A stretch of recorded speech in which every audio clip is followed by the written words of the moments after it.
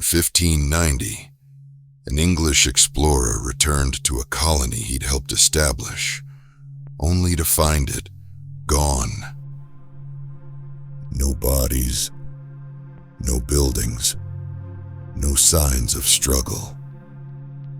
Just one word carved into a tree. CROATOAN. That's it.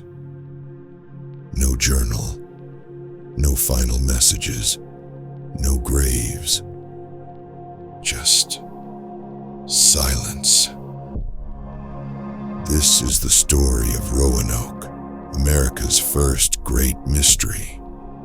A vanished colony, a single word, and 400 years of theories with no answers.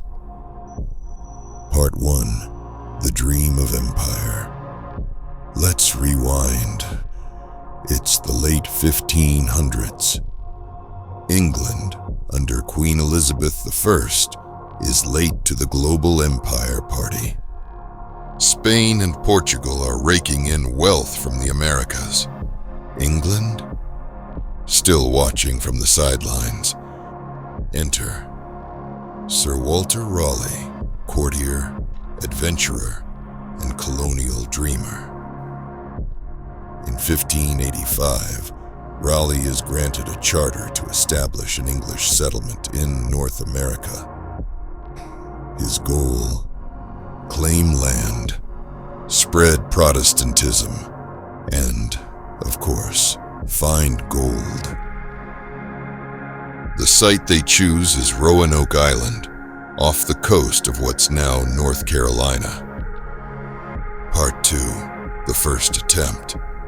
The first group of settlers lands in 1585. It doesn't go well. Supplies run short. Tensions with local indigenous tribes boil over. The colonists abandon the mission and return to England with none other than Sir Francis Drake. Strike 1. Part 3. The Lost Colony. In 1587, a second group, around 115 people, tries again. This time, it includes women and children. It's meant to be permanent. They're led by John White, who brings along his daughter, and soon becomes a grandfather when she gives birth to Virginia Dare, the first English child born in America. Shortly after, White sails back to England to get more supplies. It's supposed to be a short trip. But fate, and a little something called the Anglo-Spanish War, gets in the way. White doesn't return for 3 years.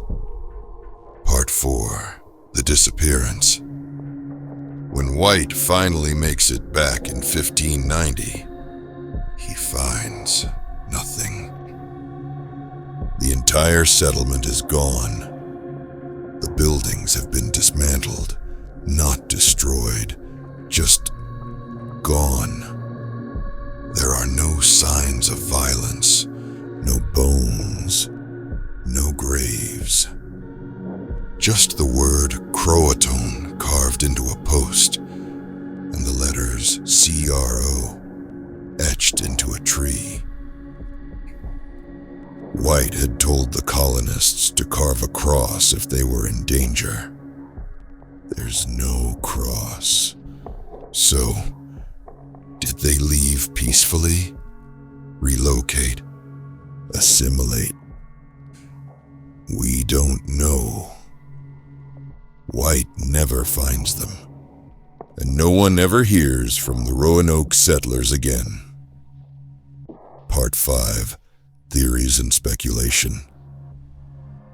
For over 400 years, people have tried to solve the mystery. Here are the most compelling theories.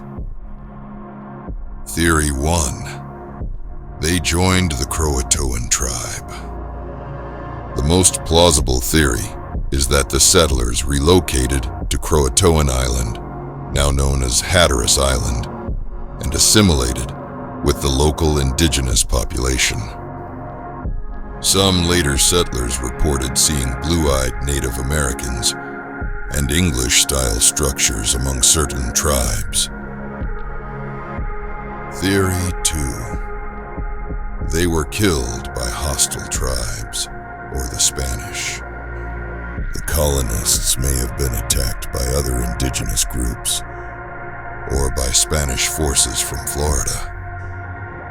But there's no physical evidence, no weapons, no bones, no destruction. Hiatuf. Theory 3.